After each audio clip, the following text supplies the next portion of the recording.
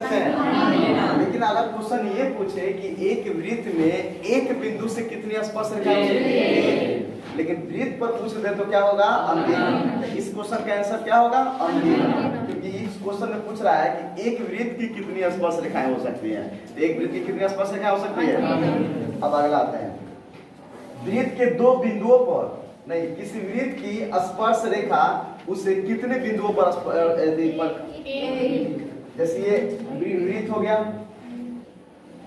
और यह एक स्पर्श रेखा है, तो कितना बिंदु पर प्रतिच्छेद करती है? एक बिंदु पर ना, समझा है ना? तो कोई भी वृत्त की एक स्पर्श रेखा एक ही बिंदु पर स्पर्श करती है। कितने बिंदु पर? एक बिंदु पर। अगला, वृत्त के दो बिंदुओं पर प्रतिच्छेद करने वाली रेखा को क्या कहते हैं? उसी दिन बताए थे कि अगर दो बिंदु पर प्रतिच्छेद कोई करे तो उसको हम छेदक रेखा कहते हैं। क्या कहते हैं? अगला है, एक वृत्त की कितनी समांतर स्पर्श रेखाएं हो सकती हैं? दो हो सकती हैं।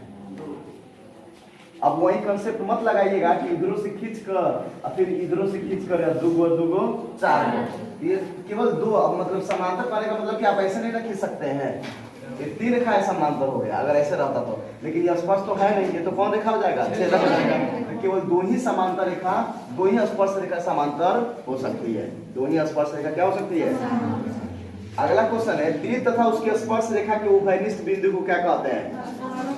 देखिए, ये वृत्त हो गया और ये हो गया स्पर्श रेखा। तो ये जहां दोनों एक दूसरे को टच कर रहे हैं वहीं पर नाम उभयनिष्ठ हुआ। दोनों का जो पार्ट एक जगह मिल रहा है वहीं को हम उभयनिष्ठ कहेंगे। तो इसको हम कहेंगे स्पर्श बिंदु। क्या कहेंगे? अगला है क्वेश्चन नंबर 3। क्वेश्चन नंबर 3 देखिए, कह रहा है कि इसको कहा कि एक वृत्त पहले बना लेते हैं। बना लिए? वृत्त का मान लीजिए केंद्र है, इसका नाम हम लोग को दे देते हैं। अब क्वेश्चन में कह रहा है कि 5 सेंटीमीटर त्रिज्या वाले एक के वृत्त की बिंदु P पर, तो मान लीजिए यहाँ से वो हम लोग 5 सेंटीमीटर त्रिज्या का क्या खींच लेते हैं? त्रिज्या, और इसका नाम क्या देते हैं? P। ठीक है। अब फिर क्वेश्चन में कह रहा है कि स्पर्श रेखा P क्यों? स्पर्श रेखा, तो यहाँ से वो स्पर्श रेखा क्या खींच दीजिए, तो यहाँ पर क्यों नाम देंगे तभी ना P क्यों स्पर्श रेखा हो गया। तो स्पर्श रेखा P क्यों केंद्र O से, अब ये केंद्र O से क्या कर दीजिए? मिला दीजिए। समझा है ना? उसके बाद फिर कह रहा है एक बिंदु क्यों इस प्रकार मिलती है कि O क्यों बराबर, अब इसका लंबाई कितना दे दिया है? 12 सेंटीमीटर। तो P क्यों का लंबाई यानी इसका लंबाई क्या करना है?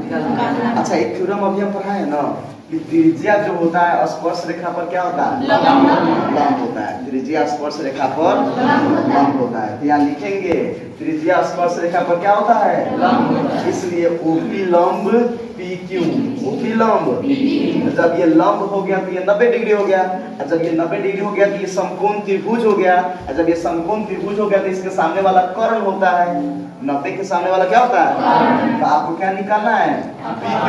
तो PQ में जब आप निकालिएगा तो क्या फॉर्मूला लगा देंगे? रूट अंडर कर्ण स्क्वायर। तो कर्ण आपका क्या है? OQ। तो OQ का स्क्वायर और माइनस किसका स्क्वायर? OP का स्क्वायर। लिख लीजिए। अब OQ का मान कितना है? 12 सेंटीमीटर का स्क्वायर और माइनस OP का मान कितना है? 12 पर यहाँ 144 सेंटीमीटर स्क्वायर और माइनस 25 सेंटीमीटर स्क्वायर। अच्छा, 144 में से 25 क्या? 114 में से 5 गया 9, 3 में से 2 गया 1 सेंटीमीटर स्क्वायर। यह आंसर कितना आ गया? रूट अंडर 119 सेंटीमीटर हो गया। समझ में आया? ऐसा नहीं था। अगला क्वेश्चन 5 नंबर, एक वृत्त खींचिए। तो चलिए एक वृत्त खींच देते हैं। एक वृत्त क्या कीजिए, जैसे क्वेश्चन कर रहा है वैसे हम चल रहे हैं। एक वृत्त खींचिए, तो हम वृत्त खींच दिए। उसके बाद कह रहा है क्वेश्चन में कि वृत्त खींचिए और दो एक दी गई रेखा के समानांतर दो ऐसी रेखा खींचिए, उनमें से एक स्पर्श रेखा हो तो दूसरा छेदक रेखा हो। तो मान लेते हैं दी हुई रेखा है। ये कौन रेखा है? इसको हम लिख देते हैं दी हुई रेखा। हो गया। अब इस दी हुई रेखा के समानांतर एक छेदक रेखा खींचिए। तो ये छेदक रेखा है कि नहीं है? तो इसके समानांतर खींच दिए, तो इसको हम लिख दिए कौन रेखा? छेदक रेखा। अब फिर इसी दी हुई रेखा के समानांतर एक वो क्या खींचिए, स्पर्श रेखा। तो ये स्पर्श रेखा खींच लिए जो इसके क्या हो गया, समानांतर हो गया। आंसर यहाँ लिख देंगे कौन है